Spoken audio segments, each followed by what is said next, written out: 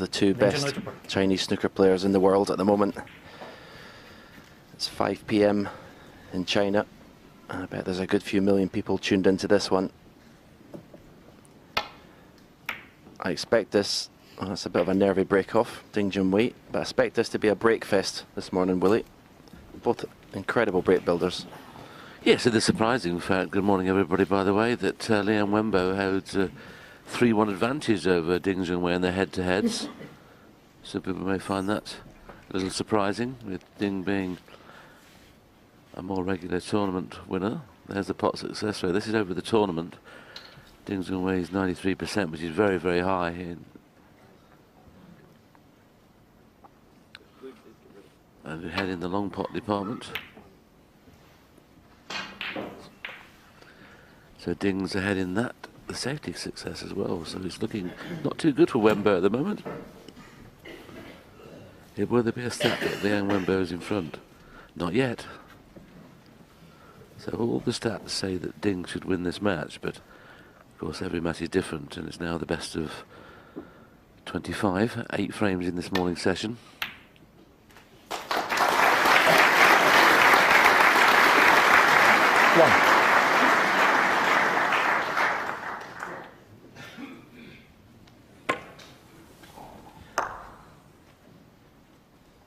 Ding was superb in his first round match, well, the first session of his first round match. 3 centuries, countless other 60s. I still believe, well, he's miles ahead of the other Chinese players. Ding Junhui. I really do, in my opinion. Yeah, I've got to admit, I mean, in the balls, you know, he's probably up there with the O'Sullivans and yourself in the break building department. He's just super when he gets to this end of the table. Yeah, for me, it's at the moment that people playing in the game. At the moment, it's Ding, John Higgins, and Ronnie O'Sullivan for me. When you get in around the pink and black.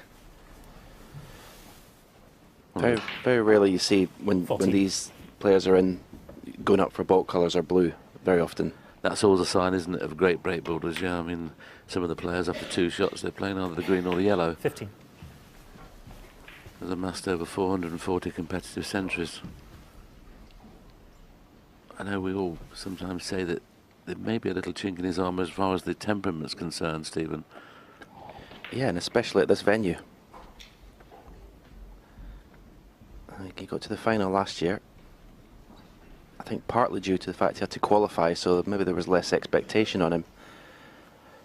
So as we know, huge expectation from China for Ding to be their first world champion.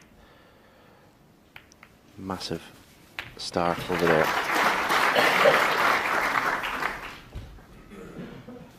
.22. And some players never settle here. Until you win a match here as well, Stephen, I think it's a very, very hard place to play. We always talk about, you know, rookies coming here for the first time, and very rarely does more than one rookie get through the first round battle until they've been here a couple of times. It is so different to any other place. Do you still get a buzz when you arrive here, Stephen, having not played for a while? Very much so. Walking through that stage door, even arriving in Sheffield. It's the home of snooker for me. Always will be. Thanks. Ding Junhui 22.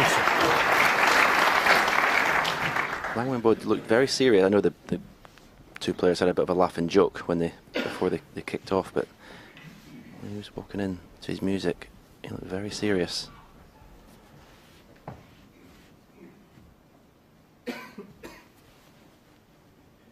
Target here and behind brown and green is where I'll be looking to get.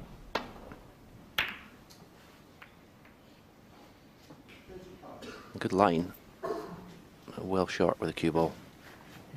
Left handing another long pot, and this was another factor of his first session in his first round match. He potted 10 out of 11 long pots.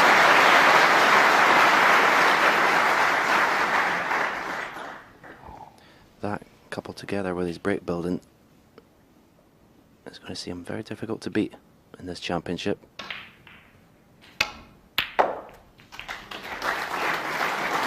And he found that path very nicely.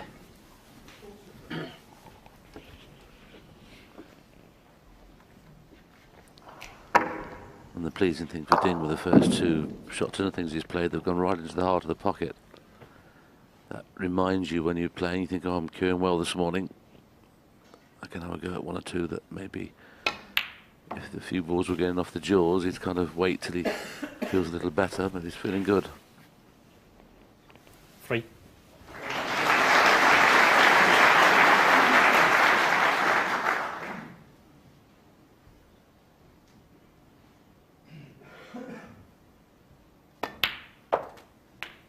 Four.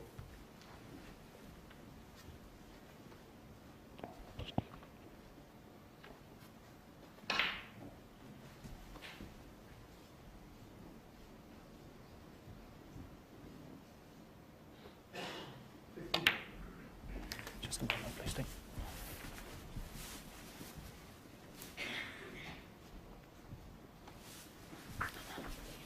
He had a massive loss early on this year when he lost his mother. Mother always used to be over here with him, looking after him, kind of virtually managing him. 11. Maybe he's just got that little spur, now he's going to do it for his mum.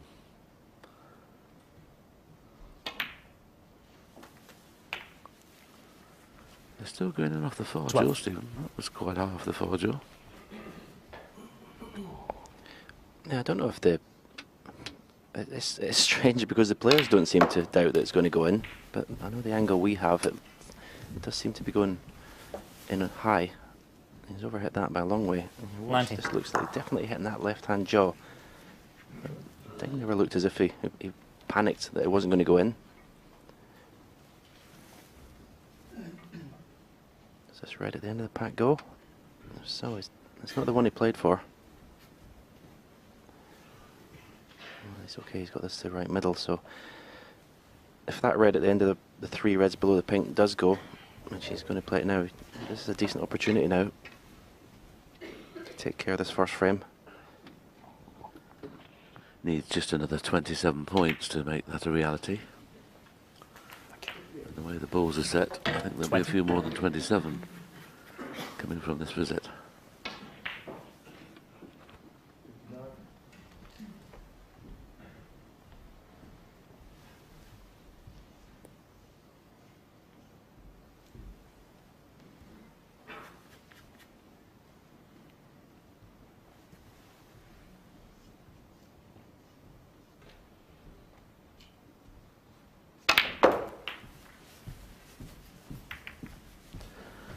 Took a risk there that maybe he didn't need to play, the fact that he needed 3 more reds and 3 colours.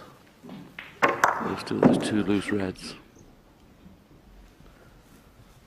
But as always, Ding likes to get in among them very early.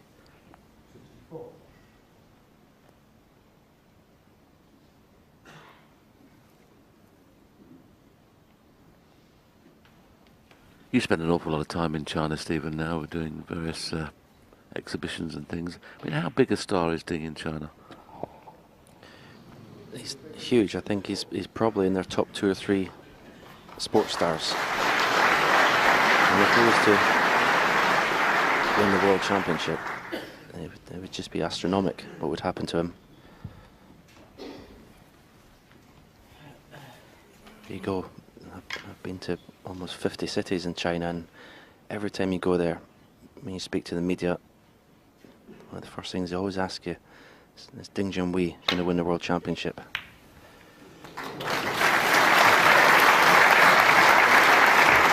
Well, playing pots like that, probably yes. I thought he was playing safe. One thing he wasn't expecting was to kiss that red in the middle of the table, but that's left him reasonably on the blue. See Liang Wenbo looking at the television there to tell him whether that blue's in. Pretty easy to look at the table, I think. 33.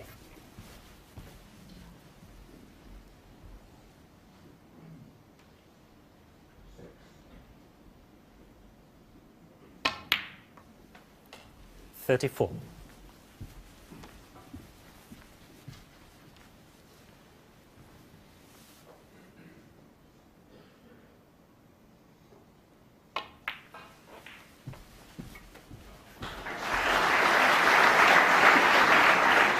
39.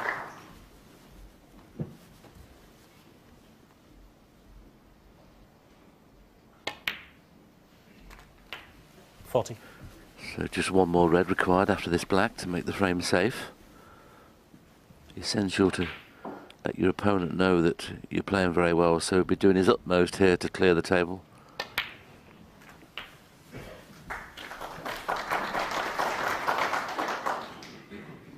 $47.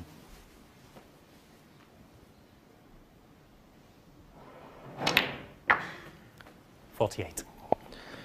Yeah, I agree. It's very important to try and clear the table here. Some players, you see, that as soon as the frame is mathematically over, they stop concentrating. Maybe miss an easy shot, play a loose positional shot, and either allow the opponents to pot some balls, or even if you can find yourself 15-20 minutes of safety play. It just breaks up your rhythm. 55. So important to keep on it every ball.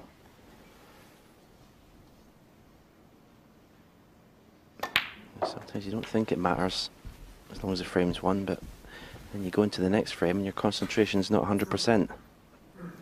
62.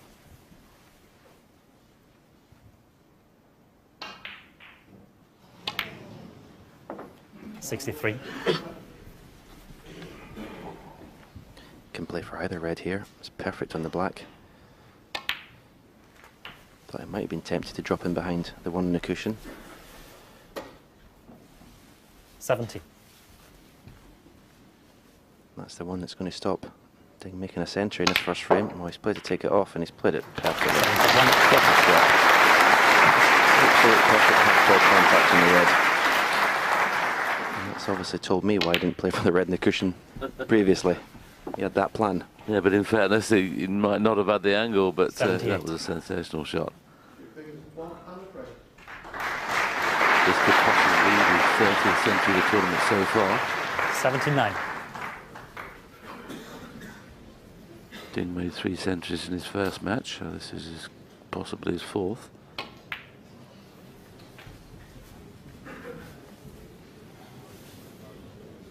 $84. 86. Well, this is a sensational start.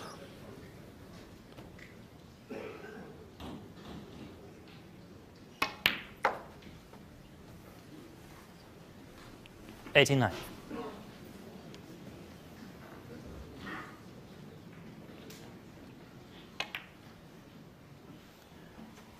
93.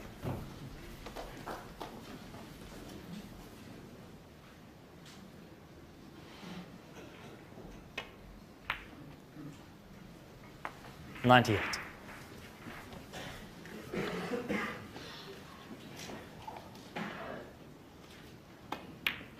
This is not a bad start to Chris, really. Absolutely brilliant. Very, very well played, Ding Junhui. If you want to step your approach on a match early, that is just the way to do it. Ding takes second frame to lead 1-0. I know, Stephen, you were very, very impressed with the way. I don't know how you were when you played here. When you pop the first shot to nothing, you get a buzz, don't you? Think, well, that's Andy MQing. Well, if you miss the first shot to nothing, you're a little bit you're a bit tentative on the next one. Yep, absolutely. To get your first long pot in makes you feel so good. And we're going to see a couple of examples of Ding's. I mean, it's comfortable. He's got his hand on the table, which always makes the pot easier. But the first frame, you're right in the middle of the pocket. It gives you so much confidence. That was more, I thought, it was shot to nothing really, that one. But this one, it just again stuns it, and you hear that sound of the ball hitting the back of the pocket, right in the middle. And of course, we can show you a shot in a few moments' time where he played to move a red off the cushion, and it was just sensational. Yeah, and this is the art of break building. This is why he's so good. And he makes so many centuries. You know, he could have dropped behind the red, deliberately plays this angle on the red, and watch. Not only does he just cannon the red, it's the pace he plays it. He catches the red half ball, cue ball down to the black. That's not a fluke. Quality stuff in the first frame from Ding Junhui. Flawless, really. the second frame. Liang Wenbo to break.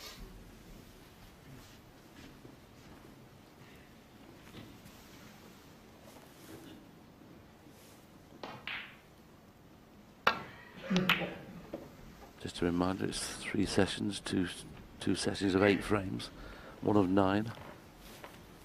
As I mentioned in the opening frame, Liang Wenbo holds a 3-1 record over Ding, so he won't be too concerned about it. He knows Ding's going to make a few centuries in this match. He just hopes he's going to make more.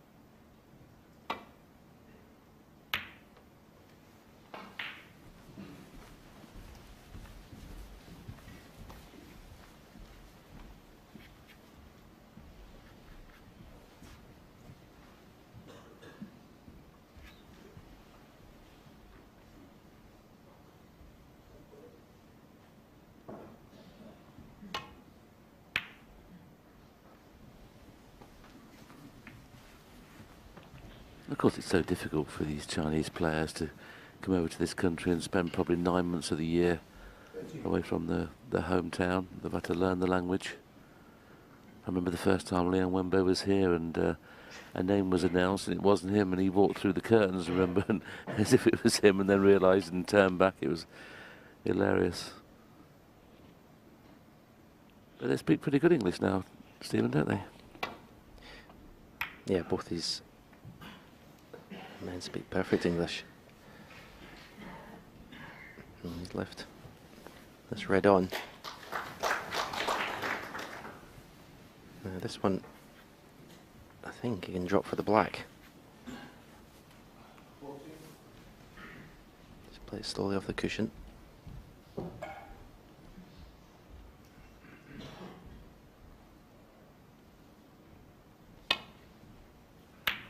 One. 3 out of 3. Very impressive.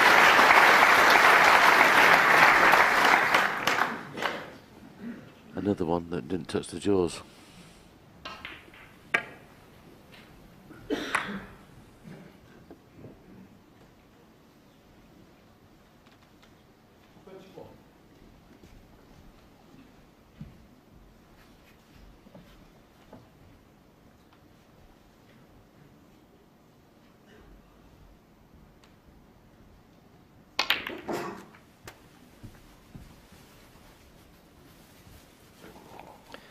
Another perfectly played cannon.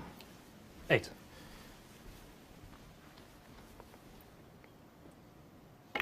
It's not just, you know, all the top players see the shots and see the cannons that are on, but it's the pace that the real top break builders play these cannons at to leave themselves so tight on the next ball. He's got a great chance here to go through the gap. What's in his mindset here is to play to kiss the pink. Obviously he can't kiss the pink, with that gap there, and just play it reasonable pace, and he brings 3 or 4 reds into play, the pink into play, and he's perfect on the other 2 reds in the corner. We didn't play the cannon on the pink, but he's played exactly the same shot. But it was always 16. It's just a magnificent breakboarder. Just sees it like you did, Stephen. You know, you pictured every shot around the black spot. 17. Every shot you play, you wanted to try and make it into a possible frame winner, and that's what he's done there with that little kiss on the last shot.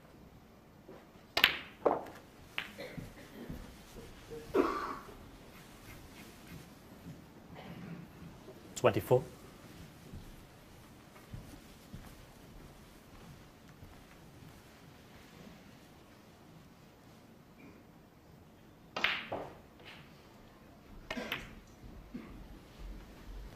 $25.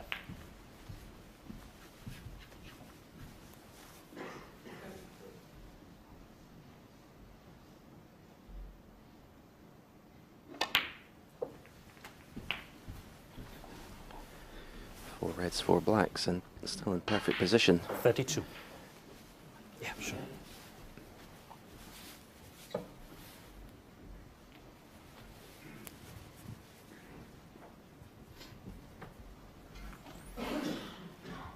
Certainly no signs of tiredness with Junhui this early morning start, will he? What time would you get up before a 10 o'clock session? Would you get up about 6 o'clock or? 6 o'clock? No to them. Round about half 7, 8 o'clock. I'll get down to the venue for about 9. 20 minutes, half an hour on the table.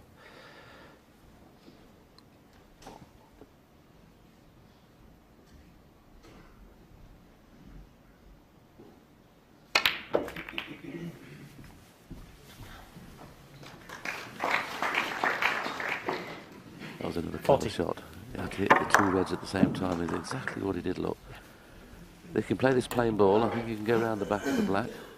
If he feels he may be kissing into the black, he can stun round the 2 cushions to get onto the black in the same pocket. And there's one thing for certain, Ding will be playing for it. If he gets nicely on this next black, you can rest assured he'll be playing for the 147.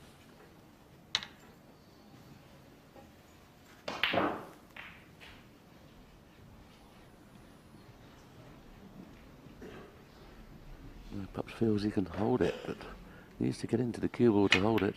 Yeah, that was always a problem. That was deceleration.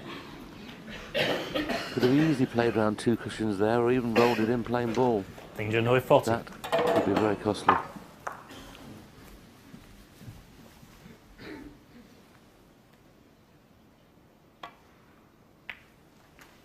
One.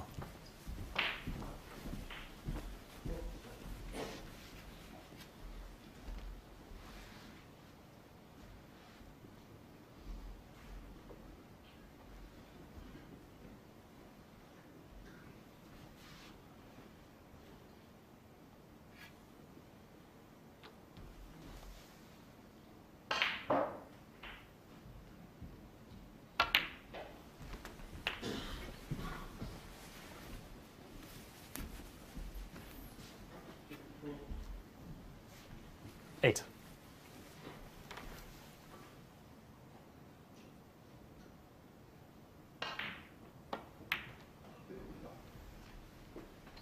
Nine.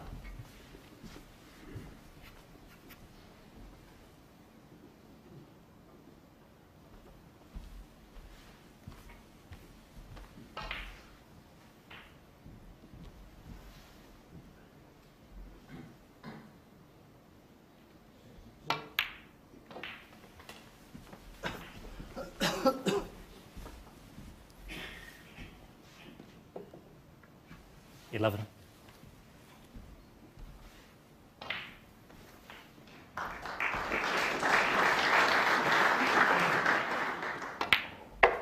Well, we've seen how sharp 12. Ding Junhui is this morning. Apart from that red he's missed from the rest, so how's Liang Wenbo feeling?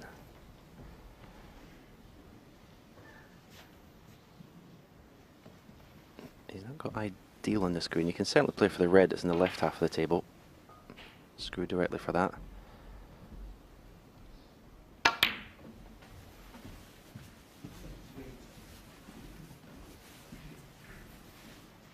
Hard to see if he's hampered by the blue. 15. That was nicely played though.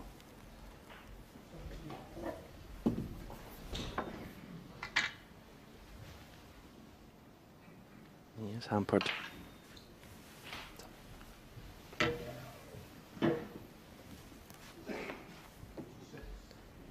He's right-handed, it's been no problem, but the fact he's a left-handed player makes this very awkward, this shot now. And the cue never feels the same. When I used to put the extension into it, never used to react the same way I felt. Prime example when Ding was playing for the maximum. There he had the extension on, didn't he, and decelerated. Missed the red, and this is what has been left. That's a good recovery. Well done. Unfortunately, him the wrong side of the 16. blue. So looking at the reds, well, unless he plays the brown, he can't get on one. Well, if you play like he's got enough angle, maybe dead straight. I was going to say follow through of 3 cushions for these 2 reds in the right side tail to the left corner, but He's obviously far too straight in the blue. This needs good cueing. Oh, and he has done.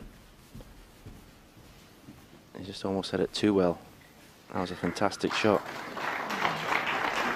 19. It was cued beautifully.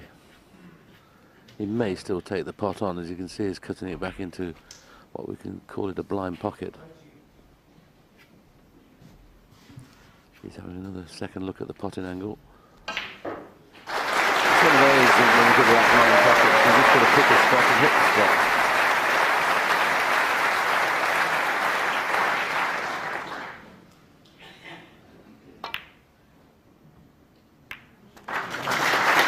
Well, that's almost embarrassing. Look how high that is off the far jaw.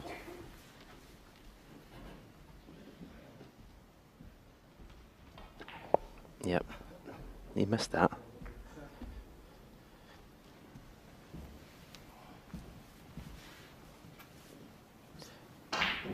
He's got a nice angle on the screen if he wants to go into the 4 reds and pink. A decent target, very nice angle on the down. Either side you can play it. Nice, break it open red. So, well, there's our plan. Oh, I thought the way he was looking was possibly a plan, but now, if he doesn't want to go directly into the reds from potting this red to the right corner, he could play the cannon, just a little half ball. Stay on the black. I mean, that's a bit risky, I think. Try and get an angle on the black here.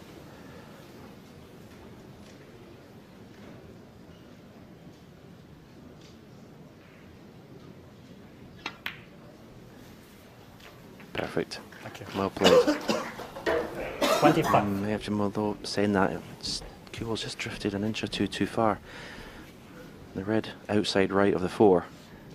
Cannon and that would leave a red, but I think the angle he's got, he just has to go into the red in between pink and black. Any contact on the red's needed, but make sure you pot the black. Oh, that's well played. Yeah, he's looking very focused as well this morning. Could be 32. in for a fantastic session of snooker here, these two players. Yes, and this would really hurt Ding, knowing that Ding was playing for the 147 and he'd be kicking 33. himself thinking, why have we just not made the frame safe? Why have we not gone up for the pink? It shows you one mistake can be so costly, especially when your opponent's playing well. When it looks like Liang Wenbo is in the balls better than he did in his first round. He was very poor, in fairness, against Stuart Carrington. But came through, that's the important thing. 41. To learn how to win ugly sometimes.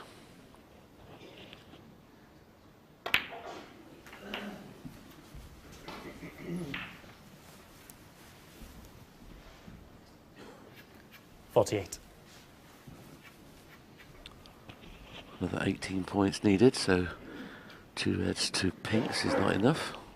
So he's going to need yellow and green. Now, yellow to green is not necessarily going to be easy unless he plays with the green in the middle. 49. Helps that he's left-handed though.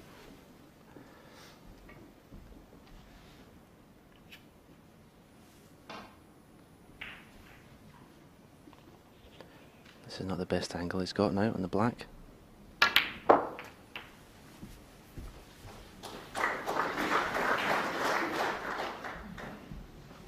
$56.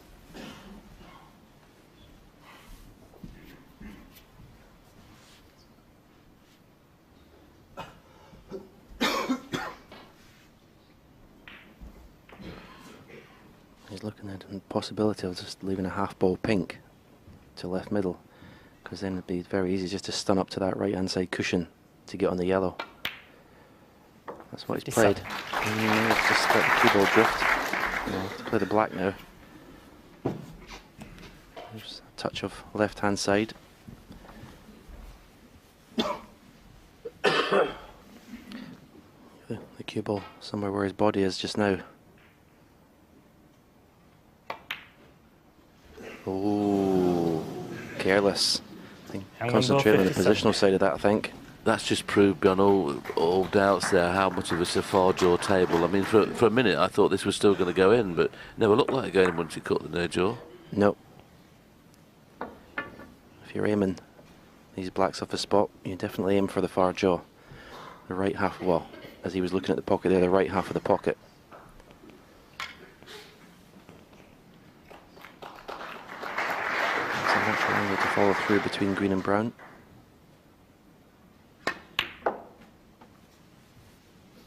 Oh, well, I don't know if it, maybe it wasn't, or they maybe flicked a little bit of side on. 2. Decision time. Does he risk playing round the back of the pink to come all the way around the table, or does he play a telling safety shot? Let's give Liang one lifeline in this frame. Does he want to give him another one?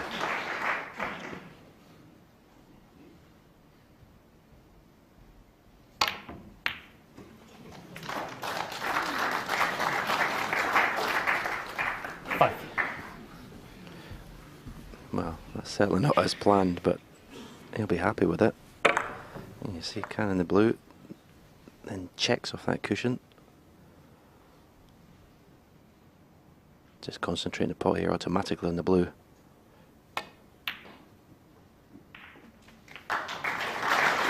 Nine.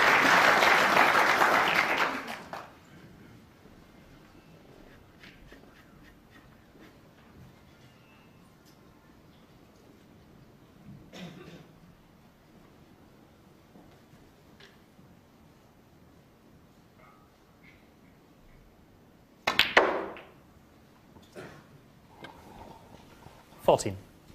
Slow down, or speed up now. So again, just concentrate on the pot, no need to think about position at all, obviously.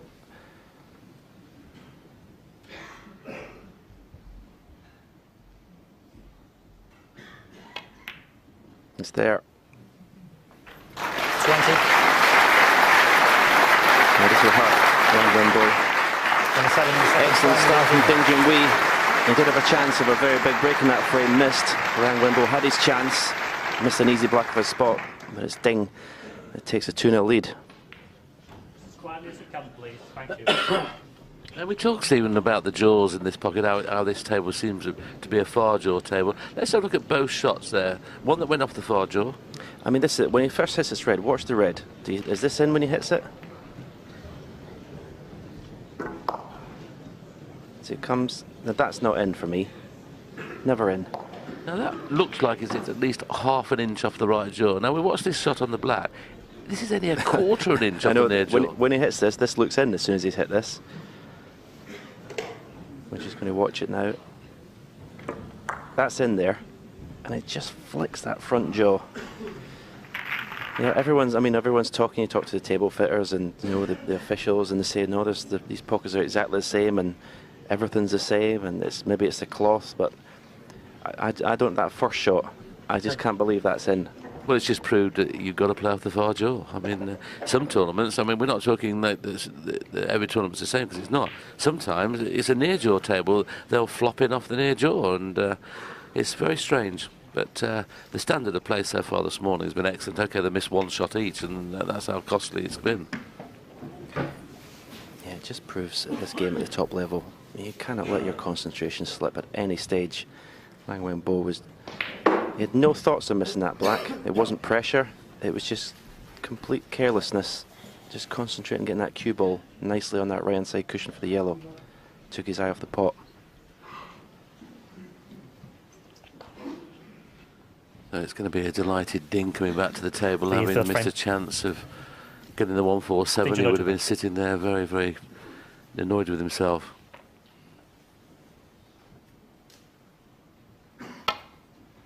But the fact he pinched the frame, he'll be pretty delighted as he breaks off in frame 3.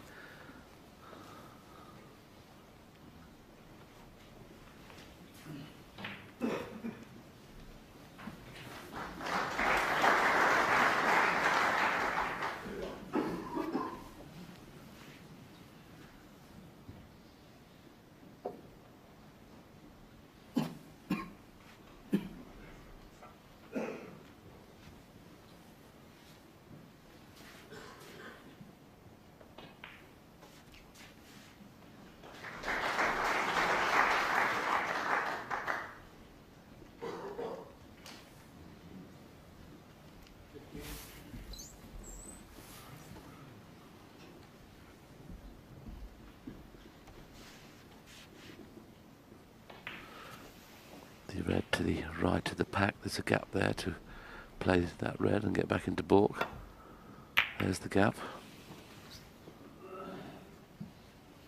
And that's a pretty good safety.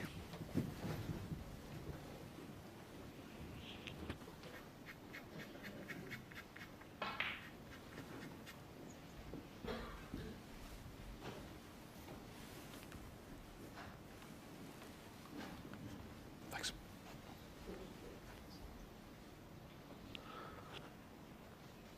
Ding playing to rest onto the red on the back cushion.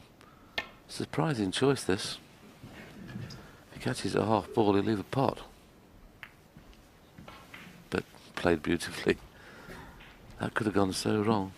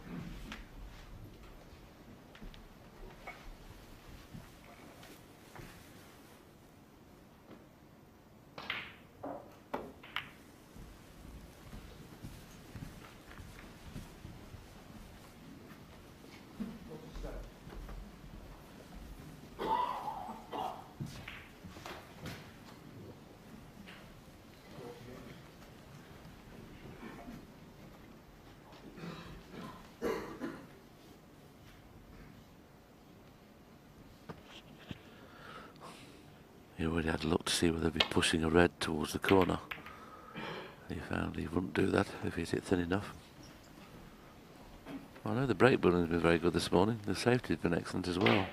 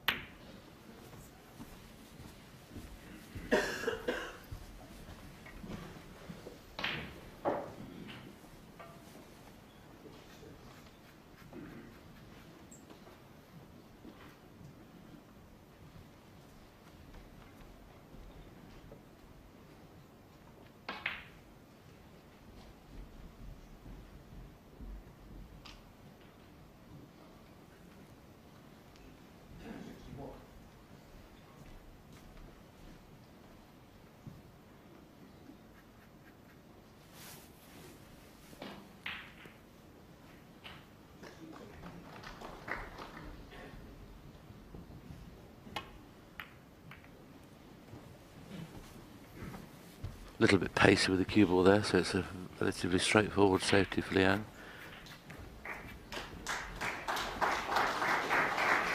Has he found a pot? If he plays his pot, I don't know quite how he's going to miss the kiss on the two reds. Have to play virtually a stun run through to get round the back of the black. Yeah, he played the stun run through nicely, but that was very risky. Very risky, but played it to perfection. May have a thin cut on, but he won't have a lot of idea where the cue ball is going to end up.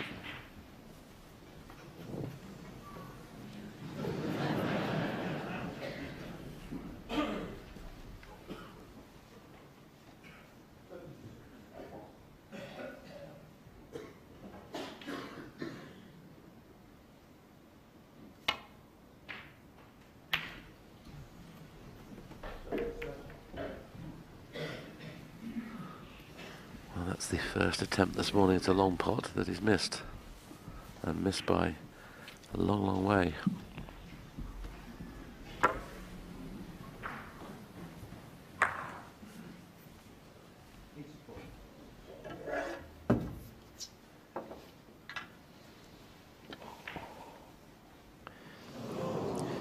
This is awkward position. He's going to have to screw off this red. Cue ball back at the table. No, didn't get into it. Oh, does the black go? Is that a result there? No, obviously not. No, well, as we say, aim for the far jaw. That definitely goes. But Green ball. doesn't fancy it. There's pressure on this.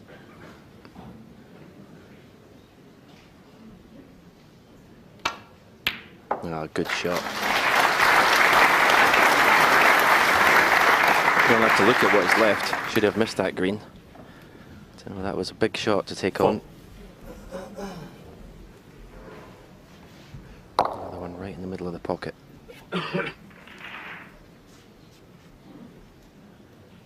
Yes, we know the black in the right-hand corner is very, very tight. It's clearly available in the left-hand corner. Whether we play for it now, decided to play for the blue. 5. But the red over the left-hand corner is no real good to him at the moment if the black's not available in the right-hand corner. So he needs to really get onto the black after the next red.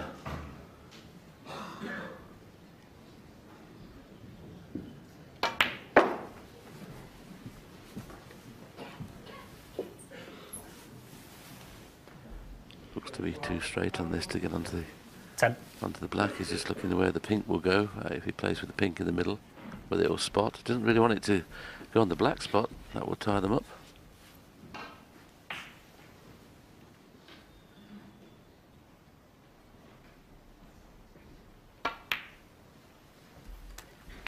$11.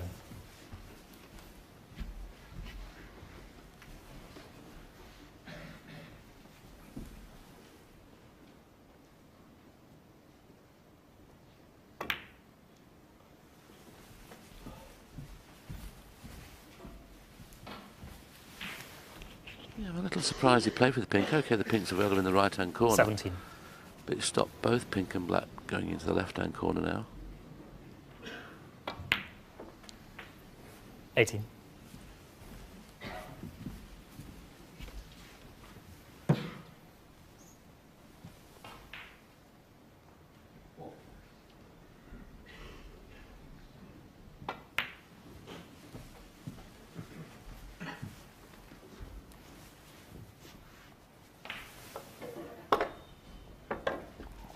$23. Didn't really want to be playing this red yet. He was playing for the red to the right corner. This is this end of the four reds in the middle of the table.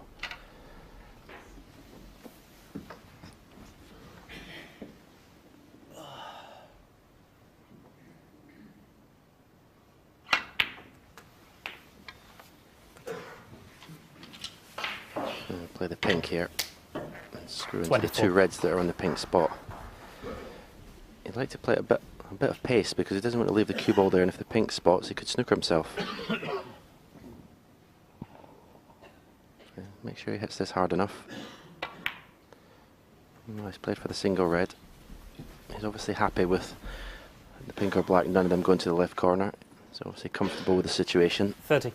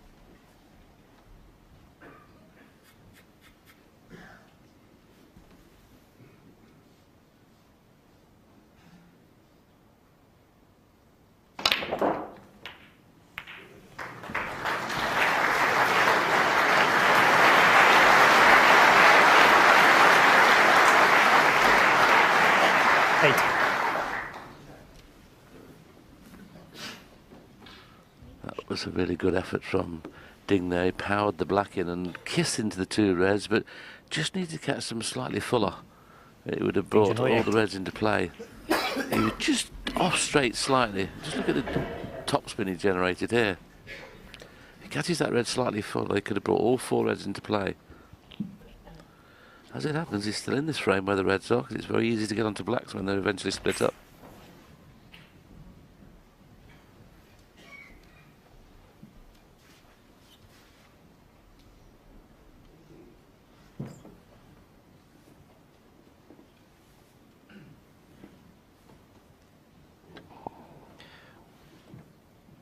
I must admit, I'd be very tempted to play the pot, try and pot this red. It's frame ball. I know it's a dodgy shot,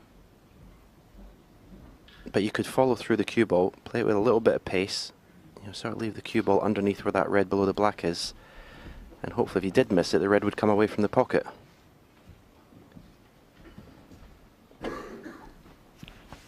We discussed many times on how it's a far draw table, so he plays it for the far draw. I fancy him potting it. Here we go. It's a very tough pot, but I feel it's worth a risk. See, if he just follows the cue ball to take it underneath that red and black, the only red he can leave is the one he's playing, but he's not going to take it on.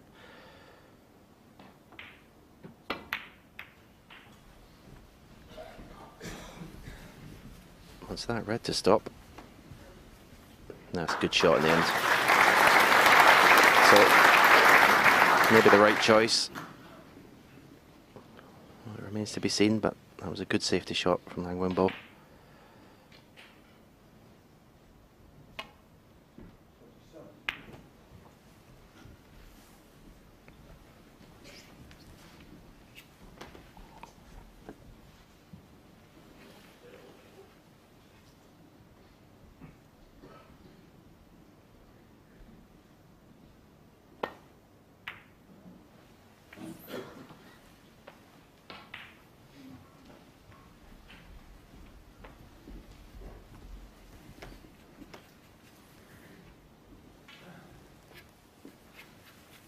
Ding can play some sort of telling safety shot here. He'll have all four reds into play now. And Wenbo is only 54 points in front with 59 on. He needs to put a red safe.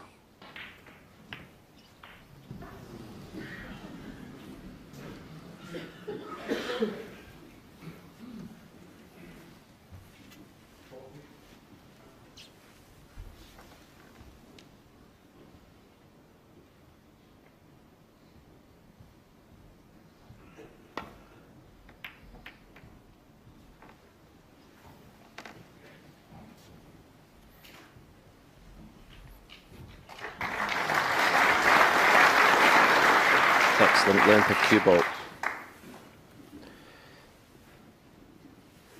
Well, this safety shot's now fraught with danger. Very difficult not to put a red over the right corner pocket here.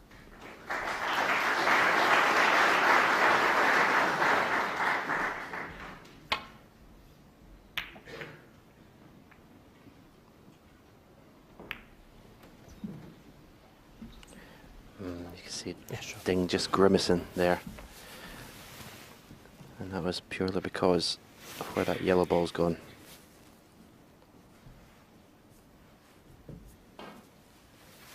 By making contact with the yellow, it made this red potable to right corner. Probably play it with some left hand side.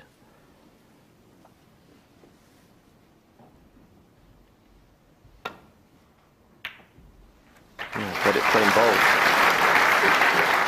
But that is frame ball now for Liang Wenbo. Ding needing snookers.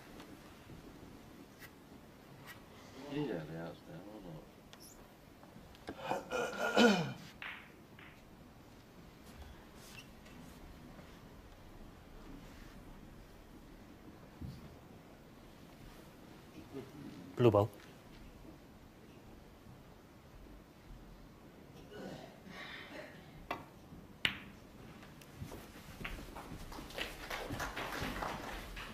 I think he's held himself together very well here, Liang Wenbo, having lost the second frame, which he thought he was going to lose at first when Ding Junhui had potted 8 reds, 8 or 6 reds, 6 blacks, and then of course he had a chance to win it himself and missed a relatively easy black. But he's done really well to hold himself together in this frame.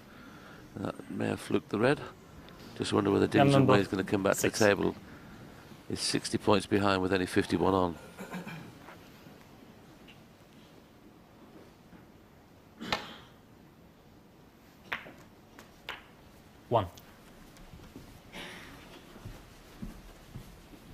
I was talking in commentary the other day, Stephen, how many frames could be won from a player needing snookers. We've already seen Peter Ebdon win a frame from needing 4 snookers. We saw Stuart Bingham win a frame from needing 2. throughout the championship, I wouldn't think there'd be above 10 frames that are won with snookers. What do you think? 7. Yeah, I would have gone near 5. I think it's a very rare occurrence. It's almost rarer than a 147. I think When Junhui you got 7. matches like maybe John Higgins, Mark Selby involved, you know, probably the two best in the world in that department. There's always a chance. That's why it's so important when you win the frame mathematically to keep potting, keep your opponent from coming back to the table. Be here for 17 days, hopefully. A lot of snooker to be played. You don't want all those extra 15 minutes, 20 minutes, they add up, don't they?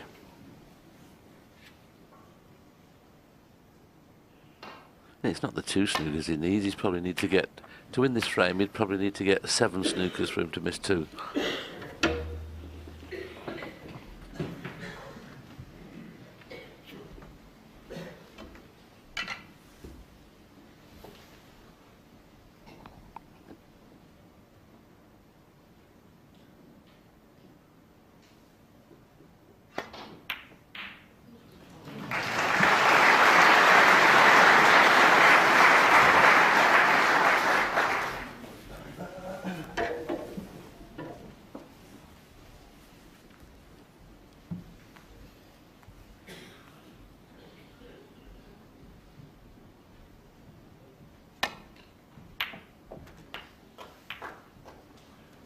Cue ball is very closely enough, and if he doesn't pot a colour, he'll certainly concede.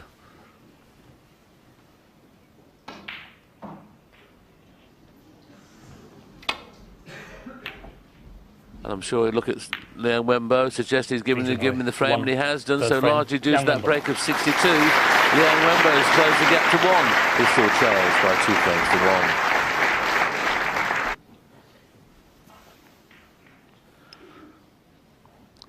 Liang Wenbo breaking off in frame 6 has to win at least 1. Obviously would love to win both, but at least 1 to get something out of this session.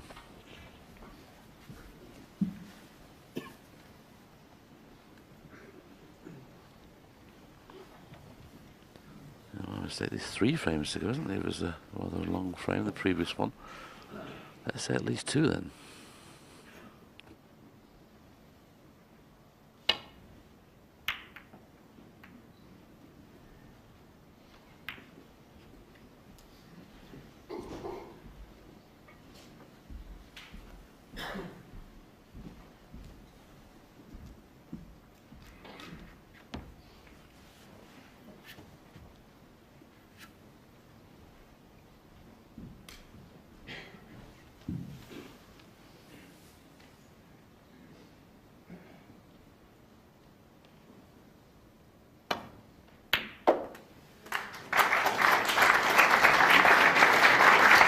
That was an excellent shot. One. Wenbo. That was played. Very confident shot to play, especially at 4-1 down. Shows you still has good belief that he can win this match.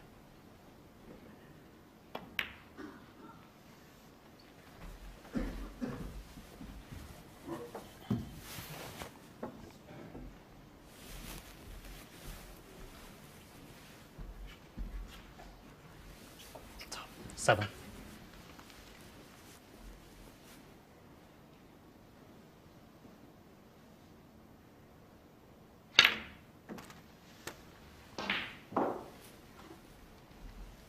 Eight.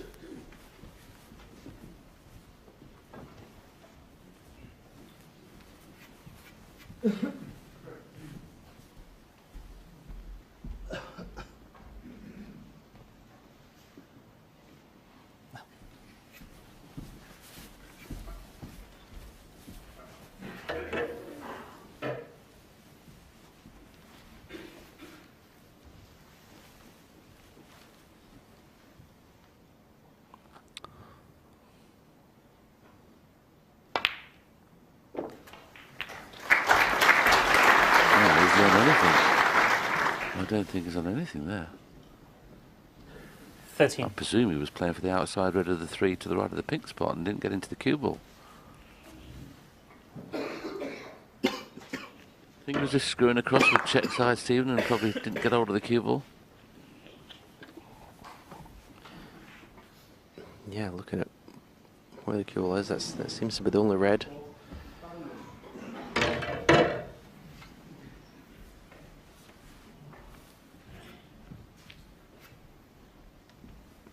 Now looking at the plant, from the angle he's playing at, I don't think he can, well, I said, hit the first red very thin. Not sure about that shot. 13. I think you need to be high with the cue ball to be able to play that plant. And also, you can play it different, can't you? You can play in and out of baulk, which of course brings the red away from the pocket. I mean, at least if you're going to play a difficult plant, don't play it slow. Yeah, this smacked of a little bit of desperation for me, that shot.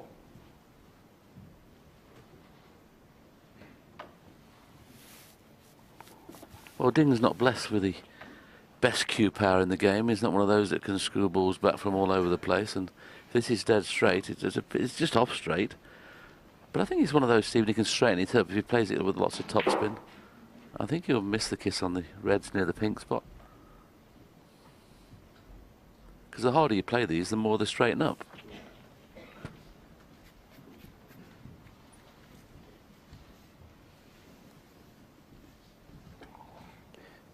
Yep, he's lining up to play the shot that you suggested, Willie. Lots of topspin.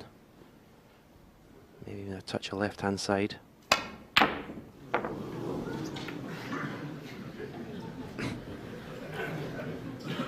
Oh, well, I think he's okay. I thought that little kiss on the cue ball at the end was going to spoil things for Liang as we watch this again. Yeah, didn't really strike this with a lot of topspin, really.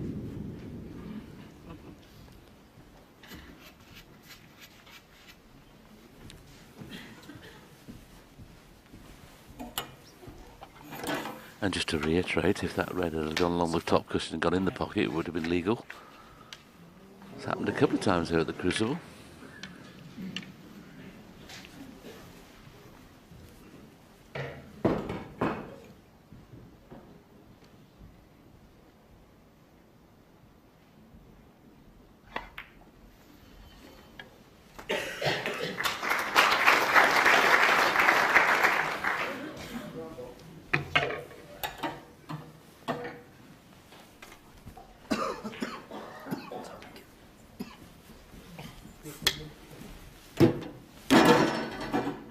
One.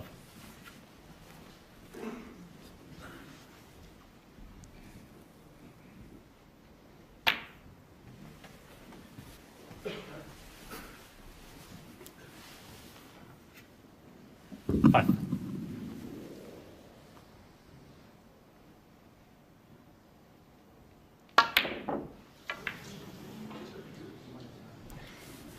Liang Wenbo 5. Not good signs for any fans of Liang Wenbo at the moment. Well, it was a bad, I have to say it was a bad contact on the red. Did leave the table.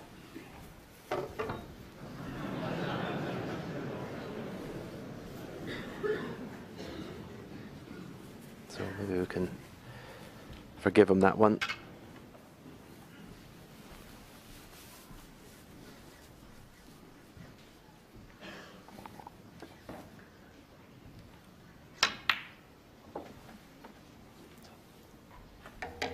One.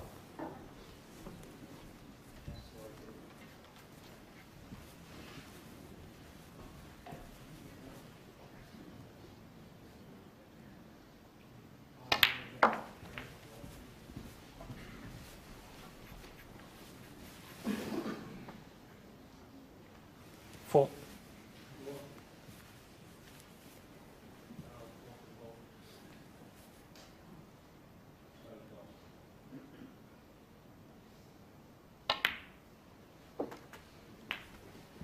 Five.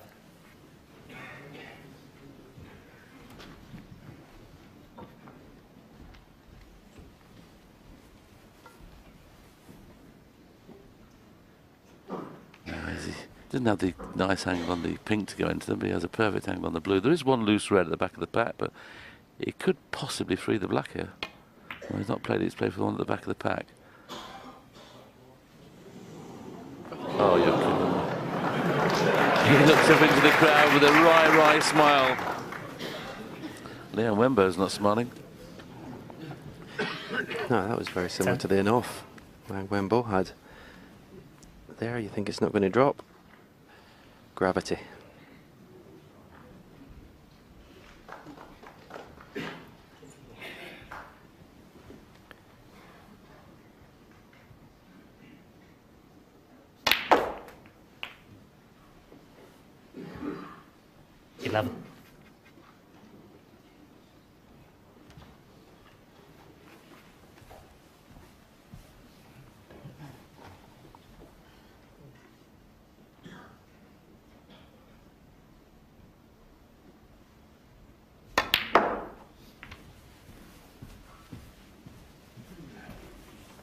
Well, that kiss helped because he wouldn't have been on this red without the kiss. 14. So he's having a little bit of run of the ball at the moment, Ding, but when you're playing the better of the two, sometimes that happens.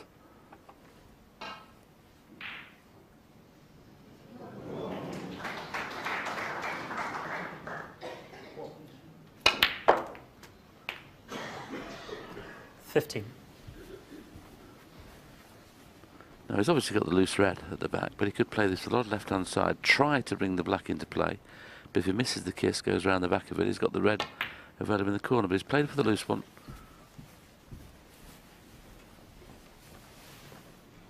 Wow, what a great shot this is. Just a fraction too hard to leave the cannon on the black. Yeah, you can see the straight red. He's unlucky to be dead straight on that, but he's looked to the red that's touching the black to see if that's available. See if it goes past the other one.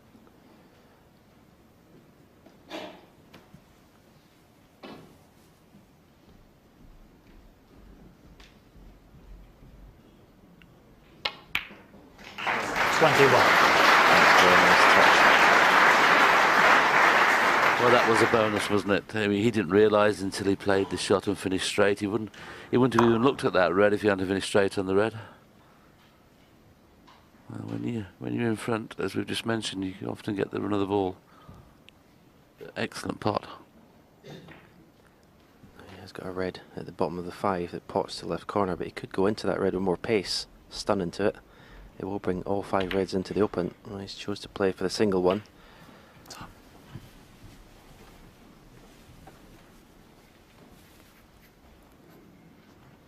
28.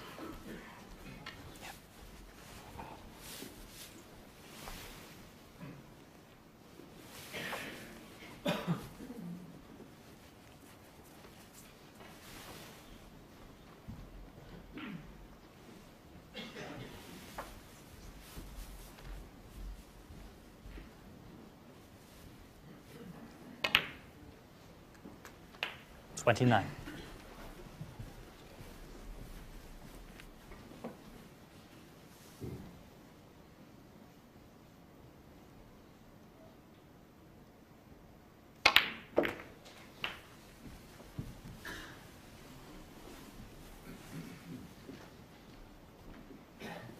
$36.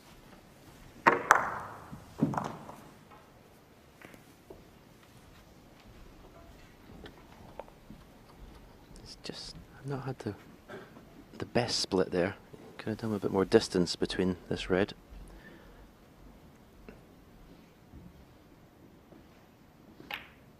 In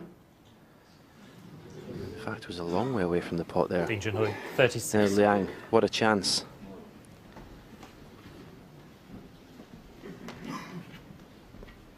Didn't get anywhere near this pot.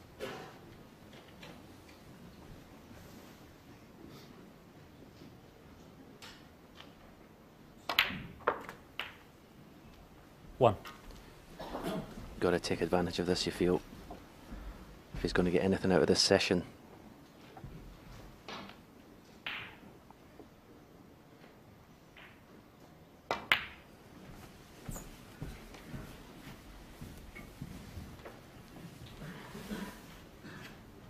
Six. I suppose in the cold light today, I'd like to play on the pink there rather than Seven. the blue, but He felt he couldn't get close enough to the pink. Just makes those 3 reds easier with pink and black on the spot. Perhaps should have made his mind up whether to have played for the pink or the blue. He played a little bit half and half there, wasn't hard enough to go up to the pink nicely. No problem with the blue, obviously, but the reds are a little bit more difficult without the pink on the spot to get a frame-winning clearance.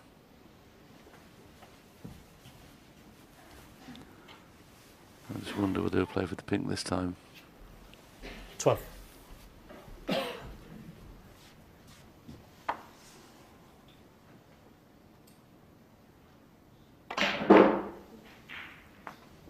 $13.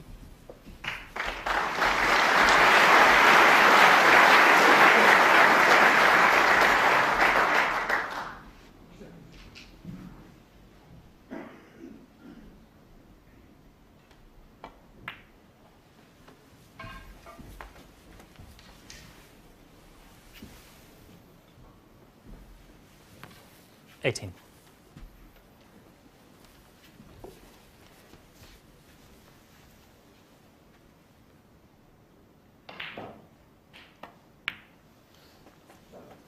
$19.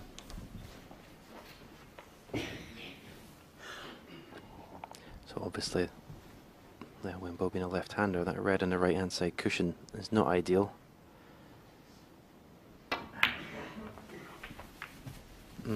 That never looked on for me. That's a mistake. I always thought it had too much 24. angle in the blue. That's bad misjudgment there. The red obviously passes the pink to the far left corner, and he's not the kind to refuse many pots. Liang Wenbo, very aggressive player.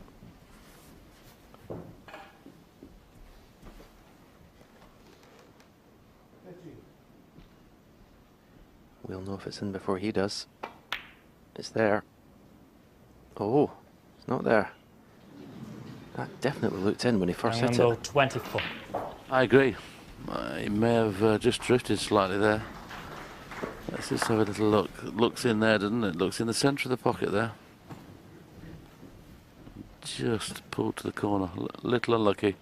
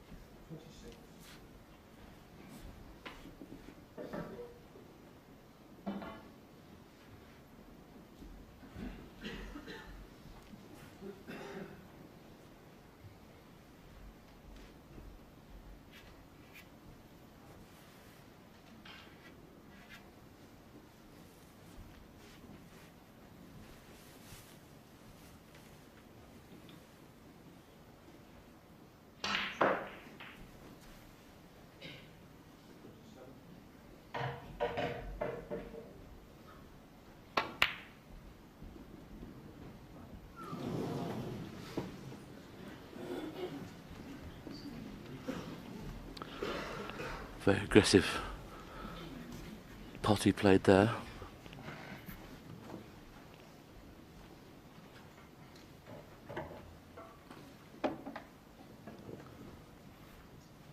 As he plays for the green in the middle pocket, this red is tough, because the harder you play these, if you're going to screw back for green or brown or pink even, the harder the pot is. If you're just trying to play a little stun run for him off the cushion to get the green in the middle, it gives the pot with a chance to take the red.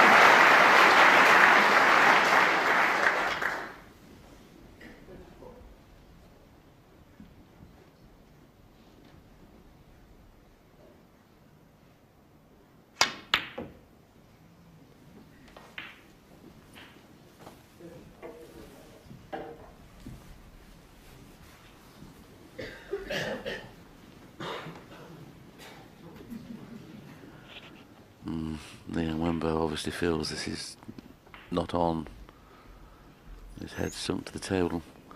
Hopefully not as hard as it did the other day when something went wrong and he just clattered his head on the table 100 miles an hour. Had a little mark on his head for 3 frames. One of those you just about pot if you play it dead weight. Well done.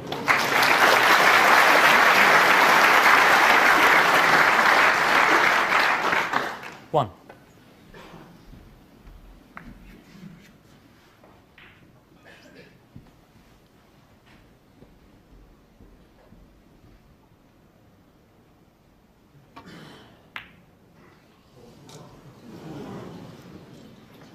Liang Wenbo one. That was.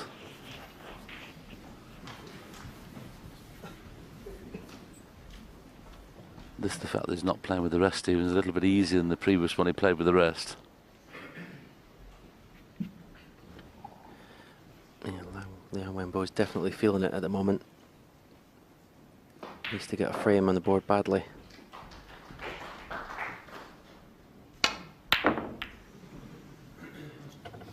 He's got another chance.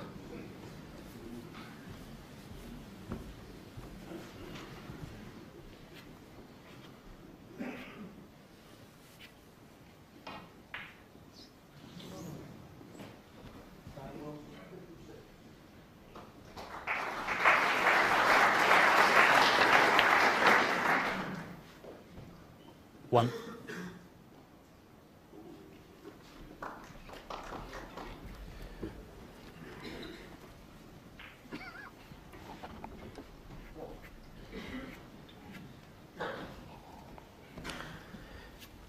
I think green or brown will get position in the yellow.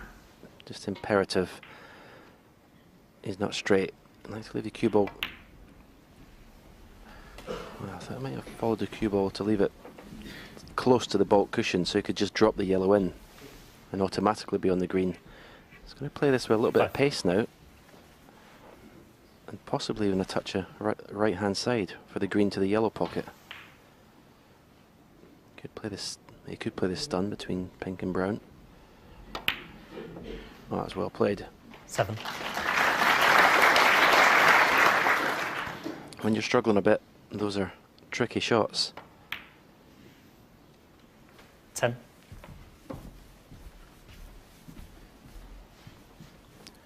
Frame ball to leave Ding Junhui in a snooker.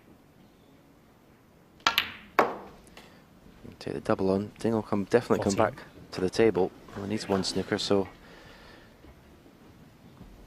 important flying to try and get this double.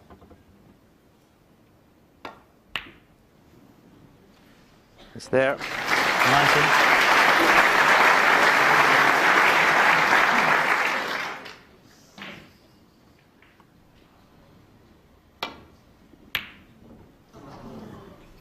Doesn't matter about the pink. Liang Wenbo. Ding's not coming back to the 19. table, so a frame that Liang Wenbo desperately needed to get. He's won it, but still trails 4 frames to 2. Final frame of the session, Liang Wenbo to break.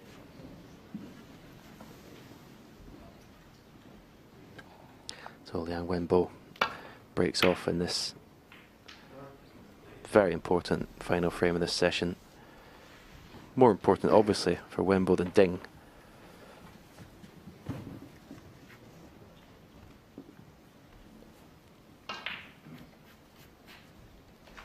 Ding, for example, was to win this session 5-3, win tonight's session 5-3, 10-6 is a very nice lead to take into the 3rd session.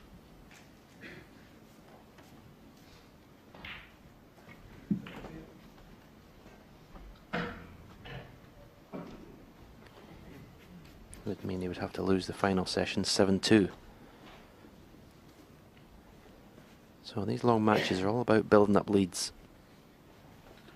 That's an interesting stat there. His pot success rate is down at 67% for the last 3 frames.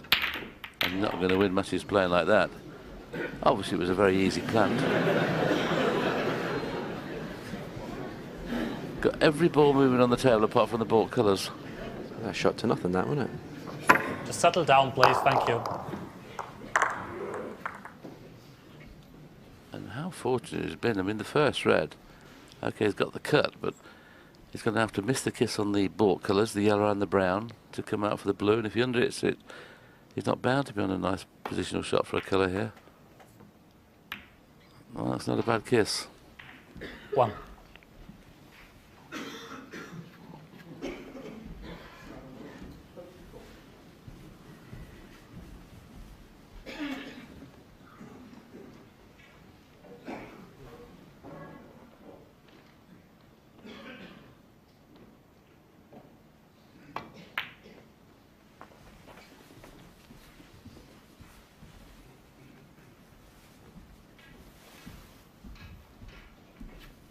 Six.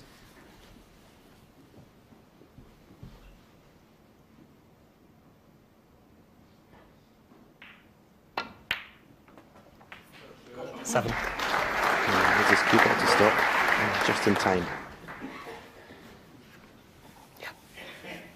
Well, needless to say, a massive visit to the table for Liang Wenbo.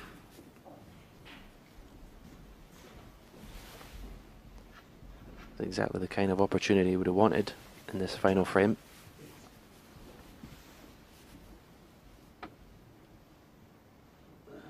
Play for a choice of 3 or 4 reds to the right corner here. What's that cue ball to stop? Well, this is not the red he played for. 11. I want it to be, there's 3 reds below the pink. I want it to be on one of those to the right corner to play for the black.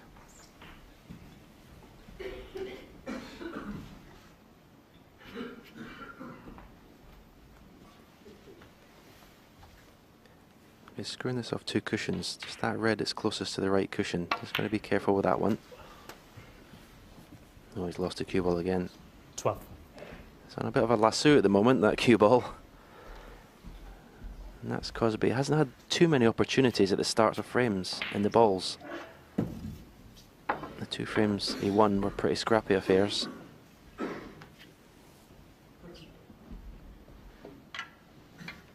Nice break so far, just 62.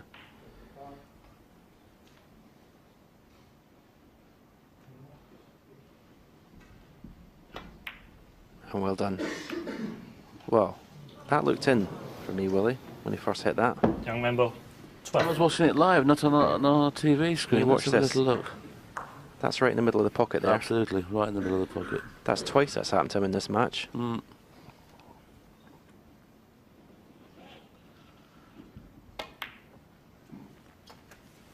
Yes, it doesn't seem fair when you 1. have a position to win the frame and the table rolls off. That's not your fault. Yeah, and as he sits in his chair, he's no idea that's what happened. 6.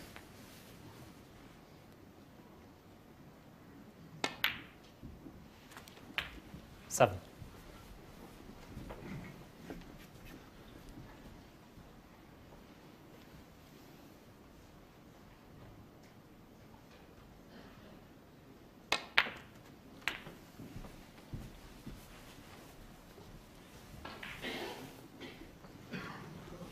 14. Yeah.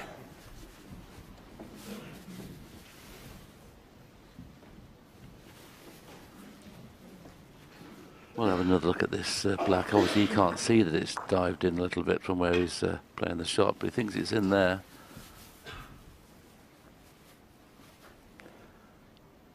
Ding has to miss the cannon on the red to screw around the 2 cushions, and that's probably a shot he should have played all that time ago when he was on a 147 rather than a holding 15. shot. But this is now the most important frame for Ding in this match. He knows now he could be leading 6-2 going into tonight's second session.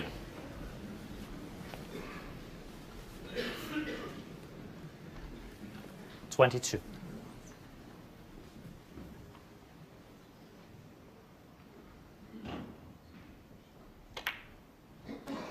23.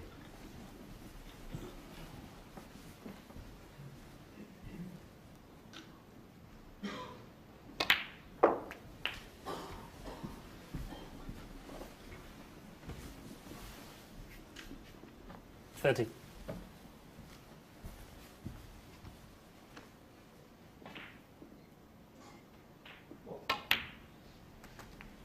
$31.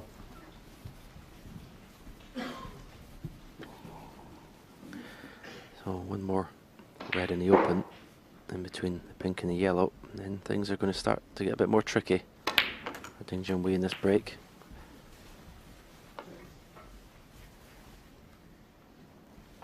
$38. Also play a cannon into the yellow here.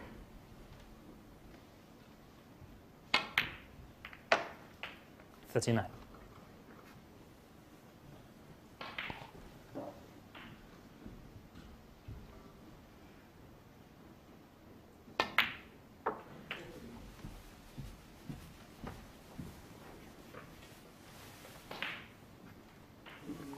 $44.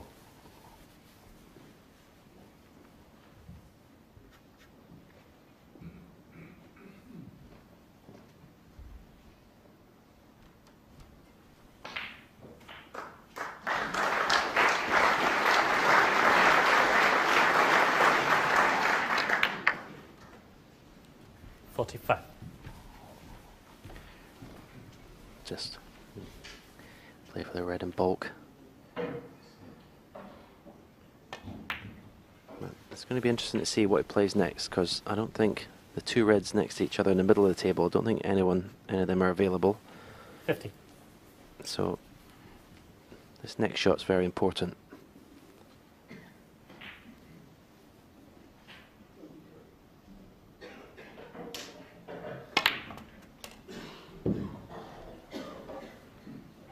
That cue ball to 51. pull up.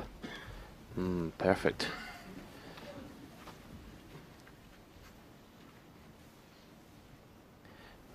So at pace, one cushion into the red that's nearest the cushion, trying to hit that at half ball, which could bring both reds into play. Failing that, he may have a red available into the corner, should the cannon not work. Oh, he's played for the loose one. And played it nicely. 56.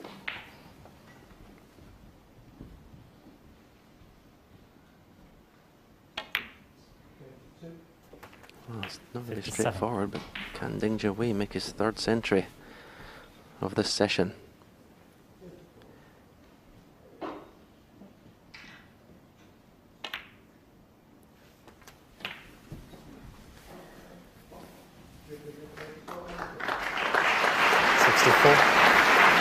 I think my esteemed colleague in the commentary box has already mentioned that we had a small little interest wager on this match. I said there would be 3 or more centuries in the session. Willie said under, so let's see if Ding can make me a pound. Well, he's going to have to play some sort of cannon here, Stephen, for you to draw. That's no good. Thank you very much for the donation to the Willie Thorne Appreciation Society. That's another frame 1-in-1 visit. Liang Wenbo was in first. Yep, he's had enough, Liang Wenbo. So an excellent session from Ding Junhui. 2 centuries, another 2 360 breaks. He takes a commanding 6-2 lead going into tonight's second session.